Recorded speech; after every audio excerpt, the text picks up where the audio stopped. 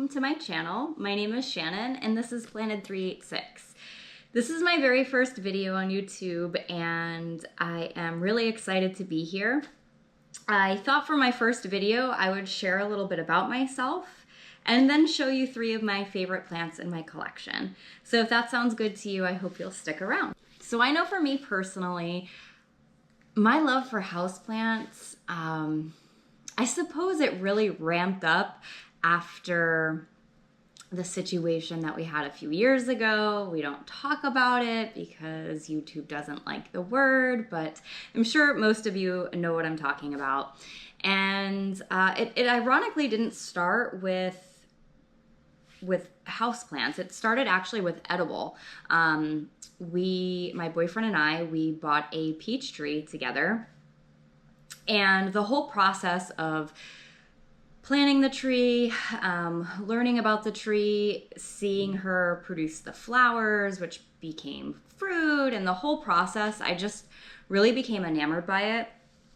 And to be honest, after that, we were just on this whole like tree craze. So we bought a bunch of citrus trees, and now I couldn't tell you, I'd have to count them up. We have several edible fruit trees in the backyard, but as we would go and pick out these trees, we would walk through, you know, the garden center, and I think one of my first picks that I just like had to have was, of course, a calathea, right? Because they just drag you in and steal your soul and then crush your spirits. But though that calathea did not make it, I have since then acquired well over 300 houseplants, and it's just been quite the journey. Ironically, when I was young, my very first job was working in a plant nursery, and if you'd have asked me then, from the ages of, 13 to 18, if you would have asked me then if I would be this crazy over houseplants, I would have laughed. It was a lot of hot summer Florida days out in this nursery. I was young. It's not a super social job, and at that time it was all about friends and networking, and it was just, I found it to be very lonely. But it did teach me some really valid, fundamental tools that I now use that come in handy from my experience back then. So it's really interesting, the things that you remember, the things that come back years later. I think a lot of it is instinctual. It's getting to know your plant and adjusting accordingly. I started out with soil. I'm now dabbling into semi-hydro, making my own semi-hydro, and all the things. So I hope that seems interesting to you. And without further ado, let's share my top 3 favorite houseplants in my collection right now. The very first plant that I want to share with you is my Antherium crystallinum. I know this isn't considered a particularly rare plant anymore, but this plant is very special to me. She actually is the one that got me into Antherium. I was super intimidated by Antherium. I'm not sure why. I think it's just because they are really so magical in appearance. They appear to be very, very challenging plants. And while I found some Antherium to be very challenging, this one has just been a breeze for me. I think I picked her up as a small plant. This isn't even one of her original leaves. I think she's actually yellowing off.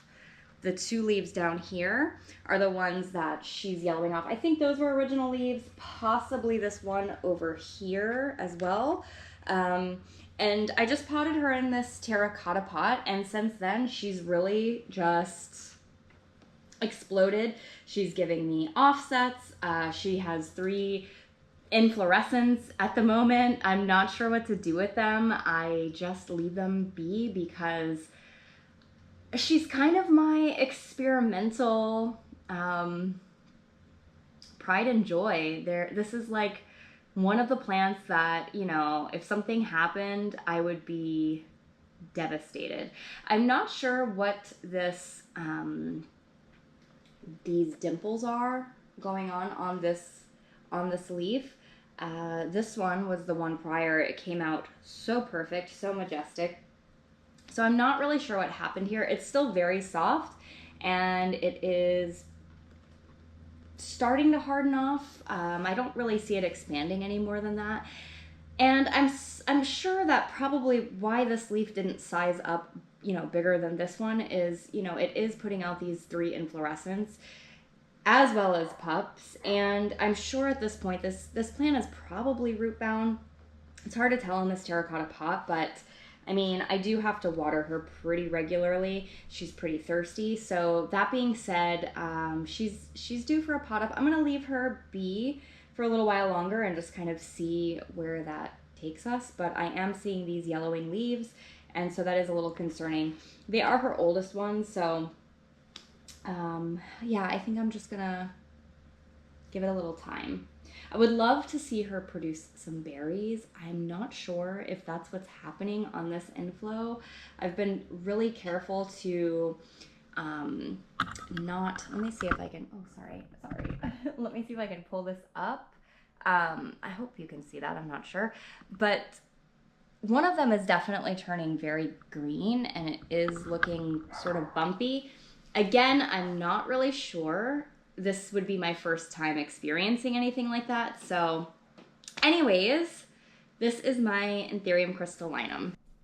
My next favorite plant is my Antherium Vitara folium. I cannot take full credit for the size of this plant. I actually bought her as a fairly mature plant, I would say. Like these are some of the leaves that she had come with when I got her. But since then, she has given me, I believe, 4 leaves now, 3 or 4 inflorescents. She's definitely ready for a drink. And a repot. I never repotted her, and that's really strange because normally I always repot pretty quickly after I acquire plants, and I know that's kind of controversial, but I just feel like I know my soil and I know how well it drains, or how often it drains, I should say. So that being said, I just find that I've had pretty good luck by just repotting my plants pretty quickly after I get them. And yeah, so I don't know why. I think because possibly she was unfurling a leaf, which is why I didn't. There's definitely some weight on some of these leaves. They are heavy. If you don't have this plant, or if you've never seen one, this petiole is pretty bent, unfortunately, on this leaf here. I think it just happens. It comes with weight. This was actually her most recent leaf. So she's definitely, I mean, you can see how much longer that one is. And it's still kind of soft. So I'm trying to be careful. Of course, there's a little bit of damage from, let's see if I can show you, from where it unfurled. You can kind of see just the cuts in the leaf. It just kept growing and growing. In fact, it's still growing and growing. The leaf prior was this one here, and I did enjoy watching it. And I kind of thought this one would stop at around the same time this one did, but nonetheless, it just continues to get longer. So I do have another one on the way. I find this plant to be very easy to care for. Here she is. There she is.